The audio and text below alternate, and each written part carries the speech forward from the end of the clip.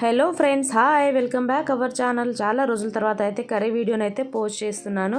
Curry ఏంటంటే బీరకాయ fry. So దానికోసం మనం స్టవ్ పైన ఒక కడాయి పెట్టేసి దానికి కర్రీకి సరిపడా ఆయిల్ అయితే యాడ్ చేసుకోవాలి. మనం అందులోకి ఆయిల్ అనేది హీట్ అయ్యాక తాలింపు దినుసులను యాడ్ చేసుకుని అవి కొంచెం ఫ్రై అవ్వగానే నెక్స్ట్ సన్నగా కట్ చేసుకున్న పచ్చిమిర్చి అండ్ ఆనియన్స్ని యాడ్ చేసుకోండి.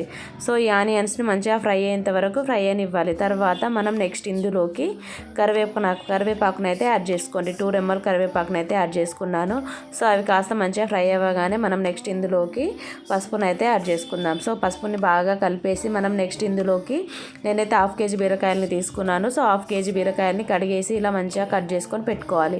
సో కట్ చేసి పెట్టుకున్న బీరకాయల ముక్కలను అయితే ఇందులో యాడ్ చేసుకొని మంచిగా కలిపేసుకోవాలి. సో ఇలా పసుపు అంతా మంచిగా కలిపేలాగా యాడ్ చేసుకొని మనం దానిపైన అయితే మూత పెట్టేసి మంచిగా మగ్గేంత వరకు అయితే వాటిని మగ్గనివ్వాలి.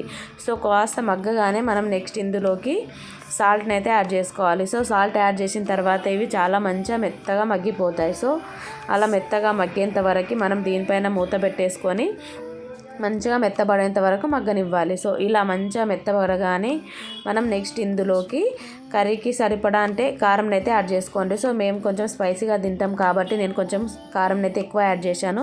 సో మీకు సరిపడా మీరు యాడ్ చేసుకోండి. నెక్స్ట్ ఇందులోకి మనం 1 టేబుల్ స్పూన్ ధనియాల పొడి అండ్ 2 టేబుల్ స్పూన్ నువ్వుల పొడి యాడ్ చేసుకోండి. సో నువ్వుల పొడి అనేది అది మీ ఇష్టం. సో మాకైతే నేను వాడతాను కాబట్టి ఇంట్లో నువ్వుల పొడిని అయితే నేను యాడ్ చేసుకున్నాను. మీకు నచ్చకుంటే మీరు స్కిప్ చేయొచ్చు.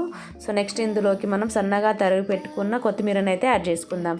సో ఈ కొత్తిమీర యాడ్ చేసుకున్నాక దీన్ని బాగా తిప్పేసి అలా కొద్దిసేపు కొంచెం మగ్గనివ్వాలి. సో ఇంతే ఫ్రెండ్స్, మూత పెట్టేసి కొంచెం మగ్గనివ్వాలి. సో ఇంతే ఫ్రెండ్స్ బీరకాయ కర్రీ.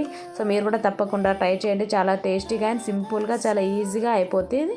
సో ఈ వీడియో కనుక మీకు నచ్చినట్లయితే లైక్ చేయండి, షేర్ చేయండి, సబ్స్క్రైబ్ చేయడం మర్చిపోకండి. Bye bye friends.